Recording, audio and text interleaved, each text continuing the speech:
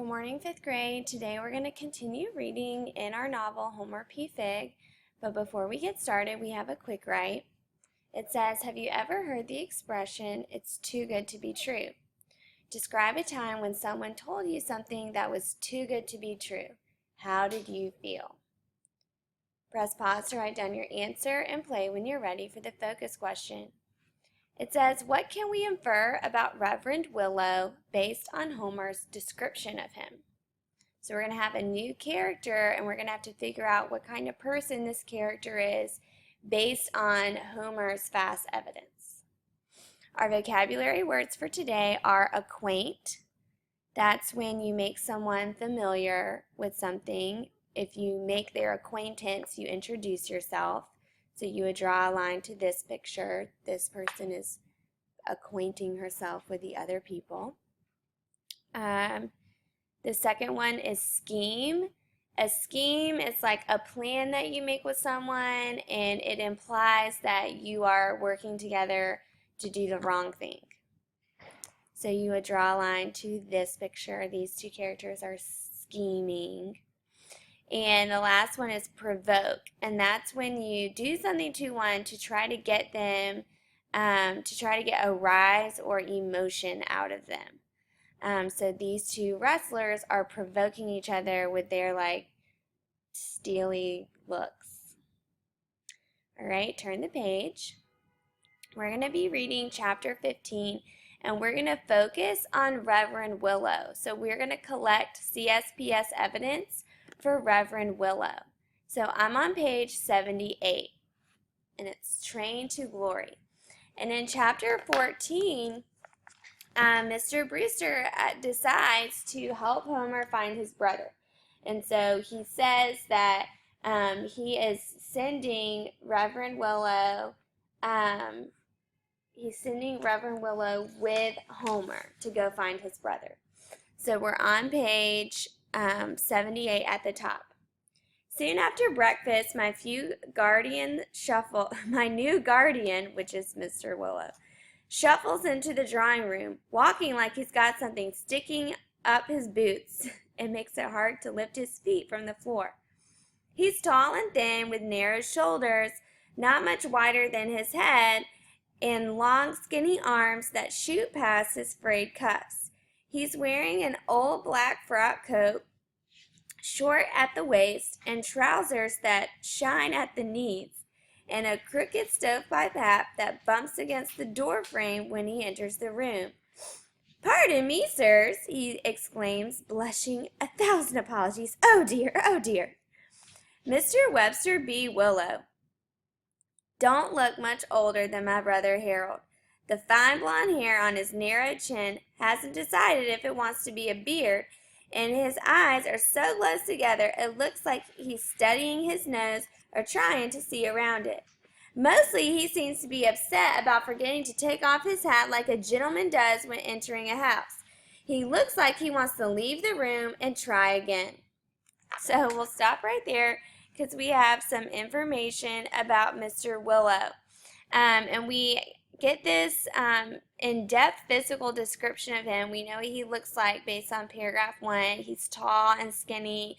He's wearing all black. His clothes are too small because he's so tall. And he's really nervous.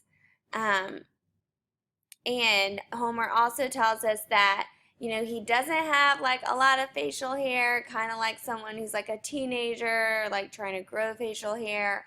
And he says he doesn't look much older than Harold. So in 1A, we would write, Reverend Willow is a young and inexperienced preacher. And he is nervous around Mr. Brewster.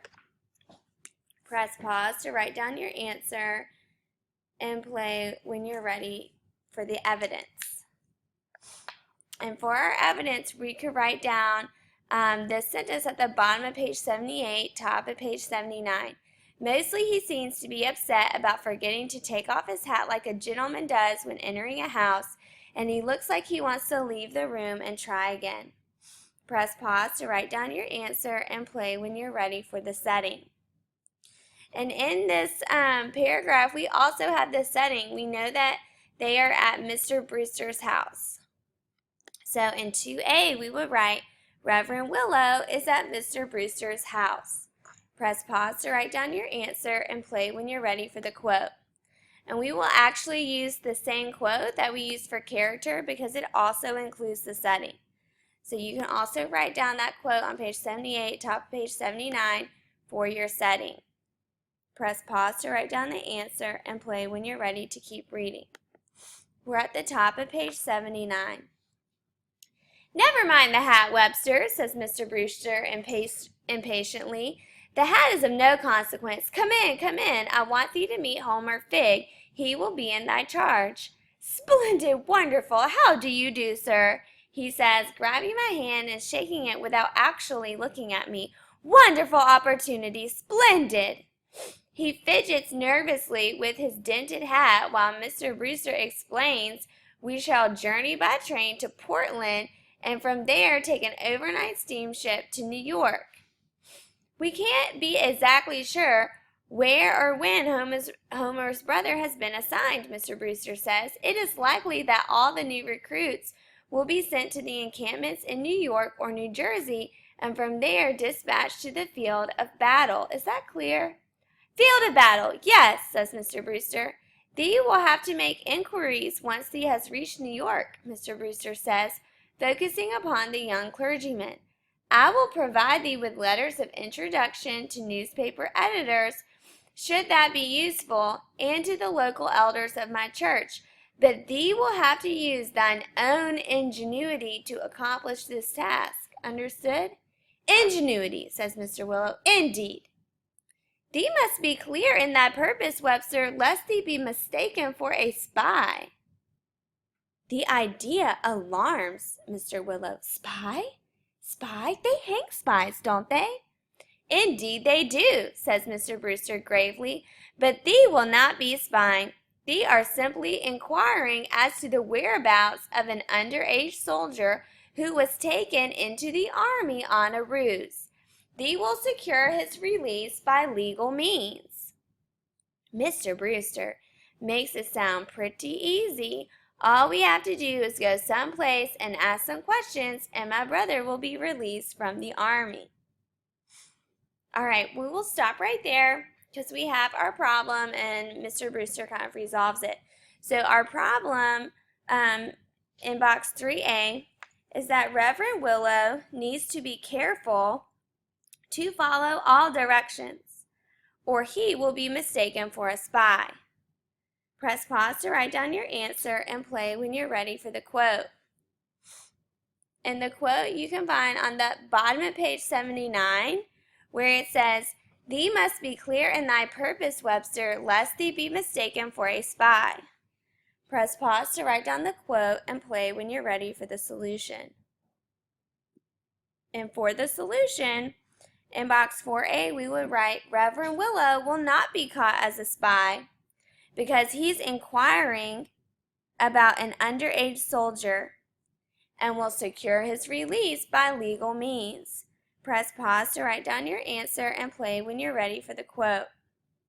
And we would write down this quote at the top of page 80 that says, Thee are simply inquiring as to the whereabouts of an underage soldier who was taken into the army on a ruse. Thee will secure his release by legal means. Press pause to write down your answer and play when you're ready for the paragraph. And for the paragraph, it says, what kind of person is Mr. Willow and how do you know?